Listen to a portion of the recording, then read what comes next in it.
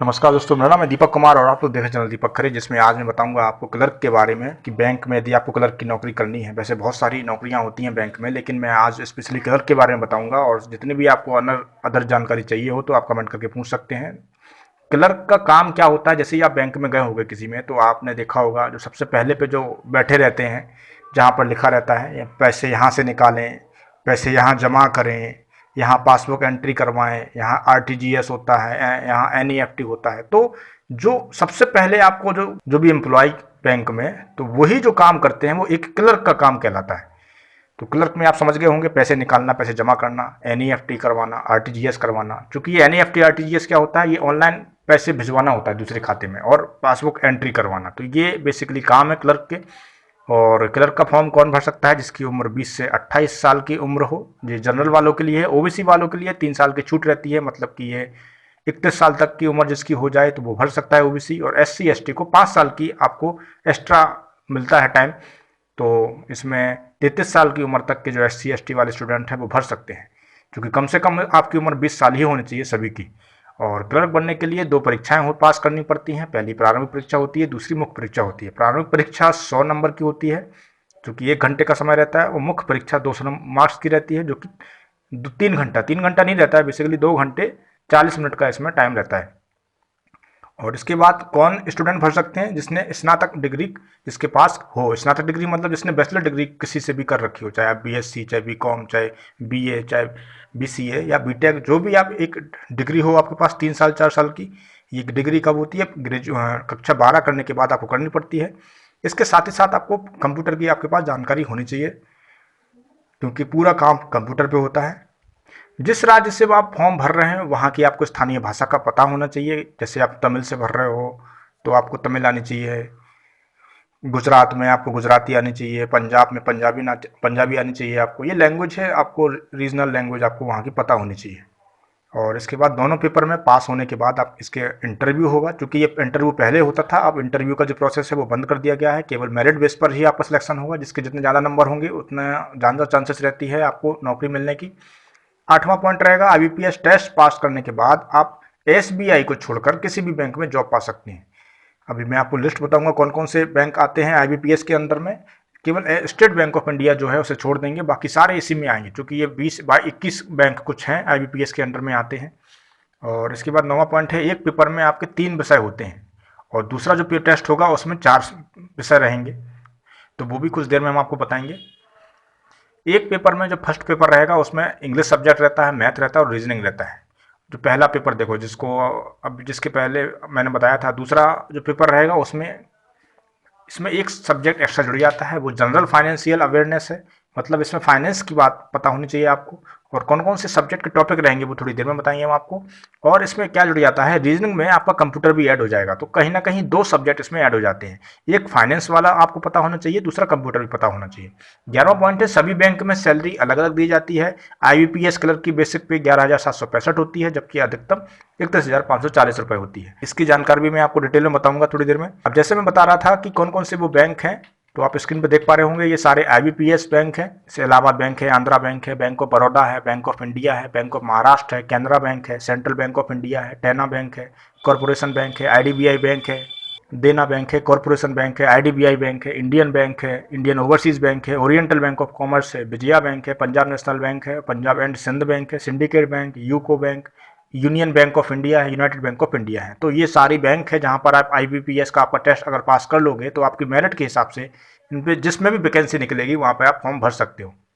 अब इसके बाद हम बात करेंगे बैंक क्लर्क पद हेतु आवेदन प्रक्रिया, किस प्रकार से आप फॉर्म जब निकले तो पता कैसे आप भर सकें। तो ये इसके लिए सबसे पहले आपको क्या करना पड़ेगा, बैंक क्लर्क पर आवेदन करने के लिए आपको बैंक की आधिकारिक वेबसाइट जो है, आप गूगल पर अगर डालोगे www.ibps.com, तो उससे आपको सबसे पहले जो लिंक आएगी, सबसे पहले जो वेबसाइट आएगी उस पर क्लिक करोगे तो आपको खुल जाएगी। उसके अंदर आपको क्या करना पड़ेगा, click here for new registration, new registration पर क्लिक करना पड़ेगा।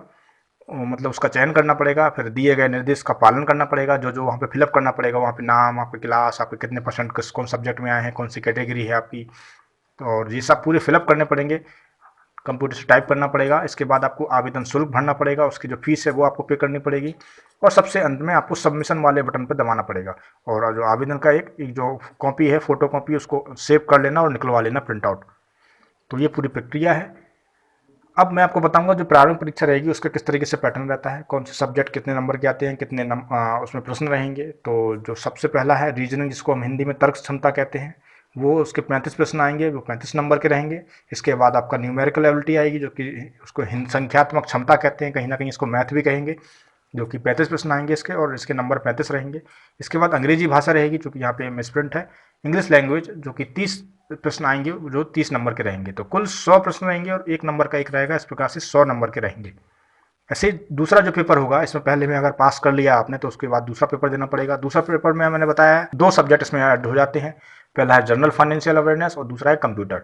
कंप्यूटर चूंकि रीजनिंग में ऐड हो जाएगा, तो जनरल फाइनेंशियल अवेयरनेस है, उसमें 50 प्रश्न आएंगे, जो कि 50 नंबर के रहेंगे। दूसरा है जनरल इंग्लिश, इसी में आएगा, जो कि 40 प्रश्न रहेंगे, इसमें 40 नंबर का रहेगा। तीसरा है रीजनिंग एंड कंप्यूटर एबिलिटी, जो कि 50 प्रश्न इसमें आएंगे और ये 60 नंबर का रहेगा। इसके बाद क्वांटिटेटिव कैपेसिटी रहेगी, जो कि 50 प्रश्न इसके आएंगे और 50 नंबर के इसमें रहेंगे। तो 190 प्रश्न रहेंगे, कहीं ना कहीं उनके जो नंबर रहेंगे वो 200 रहेंगे। जैसे आप देख पा रहे हो 10 नंबर ये रीजनिंग और कंप्यूटर के ऐड हो गए आए हैं। इसके बाद इंपॉर्टेंट क्या चीज़ है, टाइम। सबका टाइम पहले डिसाइड रहता है, इंग्लिश में आपको फिक्स रहता है। जैसे और दूसरे जो पेपर रहते हैं उसमें टाइम फिक्स नहीं रहता है, 1 घंटे का निश्चित समय रहता है, उसमें चाहे आप इंग्लिश करो, चाहे मैथ करो, चाहे जो भी अदर सब्जेक्ट रहते हैं वो करने की आपको छूट रहती है। लेकिन ये बैंक का एक ऐसा पेपर होता है जिसमें कि पहले से ही सब सब्जेक्ट का टाइम फिक्स करके देते हैं कि उससे ज़्यादा टाइम आपको नहीं मिलेगा। जैसे इंग्लिश का पहले पेपर में तो ये इसमें आपको 20 मिनट का टाइम मिलेगा, मैथ में आपको 20 मिनट का टाइम रहेगा, उसमें आपको 30 क्वेश्चन आपको सॉल्व करने पड़ेंगे। रीजनिंग के जो 35 सवाल आएंगे उसको भी आपको 20 मिनट में आपको सॉल्व करना पड़ेगा। जो दूसरा पेपर रहेगा, इसमें इंग्लिश में 40 क्वेश्चन रहेंगे, 40 नंबर के, उसमें आपको 35 मिनट मिलेंगे। आप जब तक इंतजार करना पड़ेगा जब तक आपके 35 मिनट कंप्लीट ना हो जाए। 35 मिनट कंप्लीट हो जाने के बाद ही दूसरा सेक्शन खुलेगा, जिसमें जो मैथ सेक्शन रहेगा वो अनलॉक हो जाएगा और आपको 50 जो क्वेश्चन है उसके लिए आपको टाइम फिक्स फिर से मिलेंगे 45 मिनट। और 45 मिनट जब तक नहीं हो जाए तब तक आपकी रीजनिंग नहीं कर पाओगे आप। तो इसमें मैं बस यही कहना चाह रहा हूँ, जो ड्यूरेशन है, टाइम ड्यूरेशन है, वो फिक्स है। वो जब तक एक पूरा सेक्शन ना हो जाए तब तक दूसरा लॉक हटता नहीं है। तो ये थोड़ी इसमें आपको टाइम का ध्यान देना पड़ेगा। तो तैयारी करोगे इसकी टाइम की आपको ध्यानपूर्वक करनी पड़ेगी। इसके बाद हम बात करेंगे किस सब्जेक्ट में कितना सिलेबस आता है। इंग्लिश है, इंग्लिश में रीडिंग कॉम्प्रिहेंशन है, ग्रामर है, पैराजम्बल्स है, फिल इन द ब्लैंक्स आएंगे, सिनोनिम्स एंटोनिम्स आते हैं, इडियम्स फ्रेज आएंगे, सेंटेंस करेक्शन आएंगे, एरर स्पॉटिंग आएंगी, क्लोज टेस्ट है, वन वर्ड सब्स्टिट्यूशन है, सेंटेंस अरेंजमेंट है और एक्टिव पैसिव है। तो इनकी आपको अच्छे से पकड़ बनानी है, क्योंकि ये प्री में भी आएगा और मेंस भी आएगा। तो ऐसा नहीं है कि हम पहले अलग करें दूसरा फिर मेंस की तैयारी अलग करें, क्योंकि इसमें क्या है 7 दिन का टाइम मिलता है, 1 हफ्ते का टाइम मिलता है और दूसरा पेपर हाल के हाल आ जाता है। तो आपको दूसरे पेपर के फोकस बनाकर इसकी तैयारी स्टार्ट करनी है। इसके बाद रहेगा क्वांटिटेटिव एप्टीट्यूड टेस्ट, जो कि इसको हम मैथ के नाम से जानते हैं। इसमें आपको रेशियो प्रोपोर्शन टाइम्स पढ़ने पड़ेंगे, time and speed and distance, work and time equations, mixture and alligations, basic statics, stocks, share and debentures, percentage पढ़ना पड़ेगा आपको, क्लॉक रे क्वेश्चंस रहेंगे, volume and surface areas, logarithms और permutations and combinations, partnerships, height and distance, probability, simple and compound interest, profit loss, discount, basic algebra, basic trigonometry, जिसके अंतर्गत charts, watts और graphs वाले जो उसमें क्वेश्चन आएंगे, और साथ ही साथ आपका डेटा इंटरप्रिटेशन के क्वेश्चन भी इसमें देखने को मिलेंगे। तो ये सब पूरी अच्छी पकड़ बनानी है, सबको क्लियर करवाना है, खुद करना है, और स्टेप बाय स्टेप सारे जितने भी आपको दिख रहे हैं चैप्टर उन पर अच्छी पकड़ बनानी है। इसके बाद आएगा रीजनिंग एबिलिटी, इसमें एनालॉगी रहता है, असम्पशंस एंड स्टेटमेंट वाले क्वेश्चन आएंगे, सिलोजिज्म्स हैं, कोडिंग डिकोडिंग है, बुलर रिलेशन है, sense of direction and distance वाले क्वेश्चन आएंगे, अल्फा न्यूमेरिक सीरीज आएंगी, नॉन वर्बल रीजनिंग आएगा और computer aptitude test. Computer aptitude test में क्या आएगा, basic hardware, software, operating systems, internet and associate topics, Microsoft office और other word, processing software, history of computing, basic computer networking, basic database, basic of cyber security tools. तो इनकी अच्छी आपको पकड़ बनानी है। आप वैसे कंप्यूटर पे ज़्यादा आपको नॉलेज नहीं है तो बहुत सारी ढेरों सारी वीडियो पड़ी हैं यूट्यूब पे, चूँकि कंप्यूटर की नहीं पूरे सारे जितने सब्जेक्ट मैंने बताए हैं सभी की बहुत अच्छी अच्छी वीडियो पड़ी हैं। अगर आप लिंक मांगोगे तो मैं इसमें डिस्क्रिप्शन में कर दूंगा और कमेंट में पेस्ट कर दूंगा, तो वहाँ पे जाके आप तैयारी भी कर सकते हैं। इसके बाद जो एक और चौथा सब्जेक्ट बचेगा, जनरल और अवेयरनेस या फाइनेंशियल अवेयरनेस, जो कि केवल मेंस में आता है, दूसरे वाले पेपर में आएगा। इसमें क्या क्या पूछा जाएगा, करंट वर्ल्ड एंड इंडिया, मतलब करंट पूछा जाता है इसमें, जियोग्राफी कंसेप्ट पूछे जाएंगे, हिस्ट्री वाला क्वेश्चन आ सकते हैं, पॉलिटिकल आएंगे, India's financial and banking system आएंगे, budget and monetary plans of the government आएंगे, की national institutions, basic of banking. तो बेसिक ऑफ बैंकिंग इसमें इंपॉर्टेंट बेसिस, इसमें ज़्यादा से ज़्यादा क्वेश्चन पूछे जाते हैं। इसमें आपको ध्यान देना है, एक गलत प्रश्न करने से 0.25 नंबर आपके काट लिए जाते हैं। तो जो पूरा श्योर हो सही है उसी को आपको सिलेक्ट करना है, उसी को आपको सॉल्व करना है। दूसरा रहेगा आपका पहला पेपर 1 घंटे का होगा, दूसरा पेपर 2 घंटे 40 मिनट का होगा। 1 हफ्ते बाद दूसरा पेपर होता है। बैंक क्लर्क की सैलरी 2 स्तर पर दी जाती है, तो ये मैंने डिवाइड कर रखे हैं, आप जैसे देख पा रहे हो। बेसिक पे रहती है 11,765, बेसिक पे दोनों की सेम रहती है, स्पेशल अलाउंस दोनों की सेम रहती है। जो डीए रहता है, डे अर्नेस अलाउंस, वो भी लमसम एक सी रहती है। जो टीए है वो भी सेम है, केवल एचआरए है उसमें थोड़ा आपको फर्क दिखेगा। एचआरए मतलब होता है हाउस रेंट अलाउंस, मतलब कि जो आपको किराया मिलता है घर पे रहने के लिए, वो गांव में कम किराया खर्च होता है इसलिए वहाँ पे कम मिलता है, गांव और कस्बों में और शहरों में थोड़ी ज़्यादा मिलता है। ग्रॉस सैलरी बनेगी जो कि 19,589 और ये रहेगी सिटी में, और 19,472 ये टाउन में रहेगी। क्योंकि ये प्रॉपर एक अलग अलग जगह पर आपको अलग अलग देखने को मिलेगी, ऐसा नहीं कि सभी जगह ऐसी सेम रहेगी। कहीं पर ये 20,000 21,000 हो जाती है, कहीं पर 18,000 भी रहती है, तो ये स्टेट वाइज अलग अलग रहती है। इसके बाद सैलरी के अलावा आपको महीने के 150 रुपये न्यूज़पेपर के मिलते हैं और 300 रुपये आपको कैंटीन के मिलते हैं। जो भी चाय नाश्ता आप करोगे उसके 300 रुपये दिए जाते हैं भत्ते के रूप में। 2,200 रुपये प्रति साल के आपको मेडिकल के अलग से दिए जाते हैं। शुरुआत के 6 महीने के बाद आपको सैलरी इंक्रीमेंट होती है और 10 लीटर पेट्रोल आपको मिलता है पूरे महीने का। पहले 3 साल में सैलरी बढ़ेगी 655 रुपये, मतलब 3 साल तक हर साल लगातार 655 रुपये बढ़ेगी 3 साल लगातार। फिर 3 साल फिर से जो 3 साल हो जाएंगी, फिर आपको 815 रुपये प्रत्येक साल बढ़ेगी 3 साल लगातार।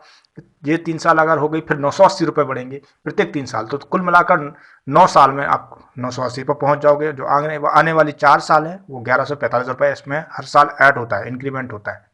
तो ऐसे ही लगातार बढ़ते रहते हैं पैसे। और एक इसमें बहुत अच्छी बात यह है कि ये बैंक वाले खुद का टेस्ट लेते हैं। टेस्ट में अगर आप पास हो गए, चूंकि बैंक के जैसे ही टेस्ट रहता है, तो ये 2 प्रकार के टेस्ट होते हैं, JAIIB और CAIIB।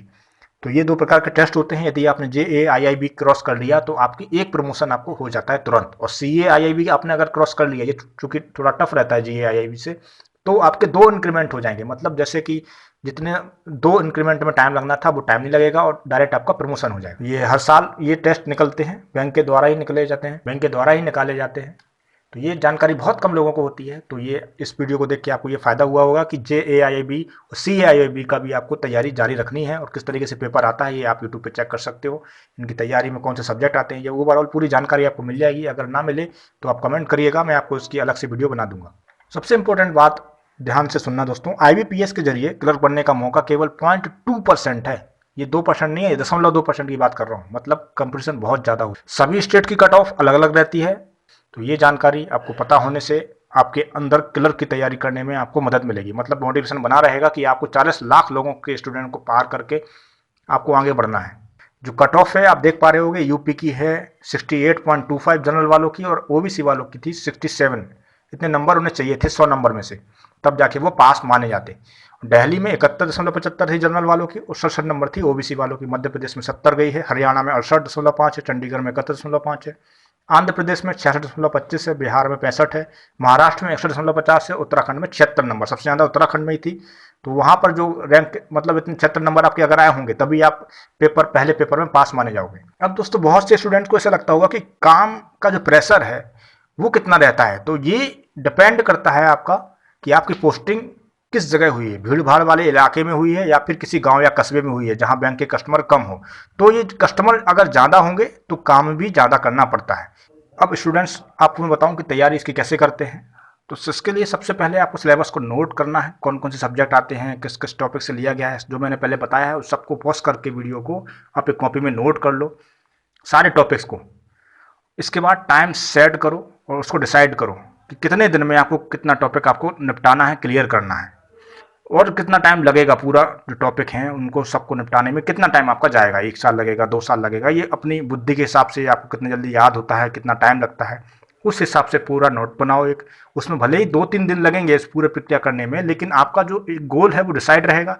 ऐसा मत करना कि आपको जो भी पेपर, मतलब आप फॉर्म आए तो वो आपने भर दिया और फिर उसके पीछे जुड़ गए 1-2 महीने, और फिर तो कोई तीसरा आ गया तो उसको भर दिया, फिर उस पर लग गए। तो ऐसे करके आपको जो लक्ष्य है आपका वो डिसाइड नहीं कर पाओगे और ना उसको पा नहीं पाओगे।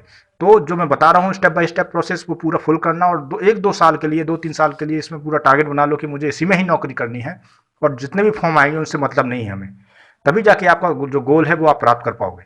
तीसरा प्रोसेस क्या करना है, इसमें आपको इंग्लिश सब्जेक्ट के लिए आपको एक पैराग्राफ रोज पढ़ना है। जो भी नया रहेगा कोशिश करिएगा एक इंग्लिश का जो न्यूज़पेपर है वो आपको प्राप्त हो सके।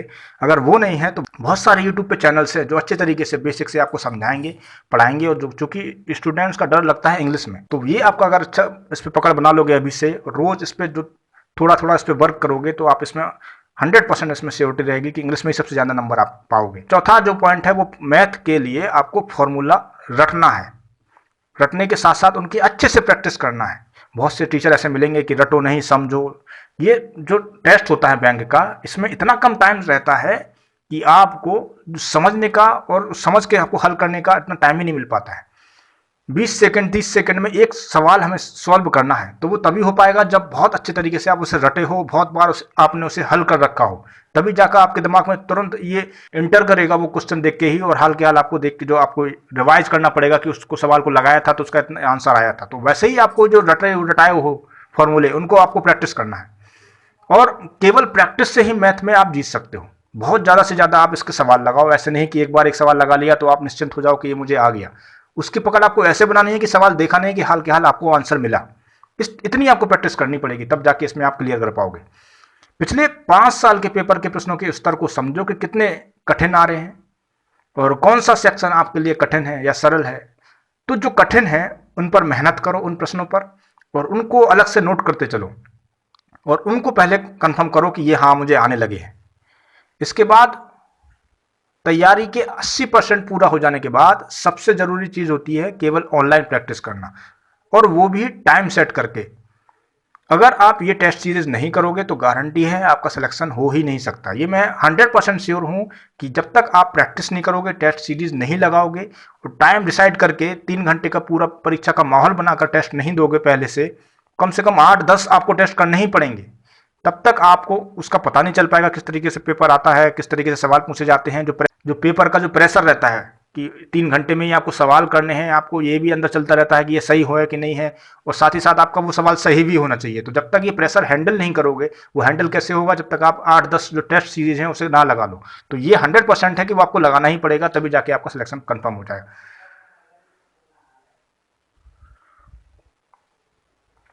और इसमें पहले क्या होता था कि जो टेस्ट के मार्क्स आपके काउंट नहीं किए जाएंगे, जो भी आप, और इसमें जो पहला आप टेस्ट दोगे, पहला पेपर दोगे, उसके मार्क्स काउंट नहीं किए जाते हैं। पहला टेस्ट लिया जाता है केवल दूसरे टेस्ट में बैठने के लिए। जो काउंट आपके होंगे नंबर, वो दूसरे टेस्ट के होंगे। तो ज़्यादा से ज़्यादा आपको नंबर लाना है दूसरे पेपर में। पहले पेपर में आपको इतनी कोशिश करनी है कि आप उसमें केवल पास हो पाओ।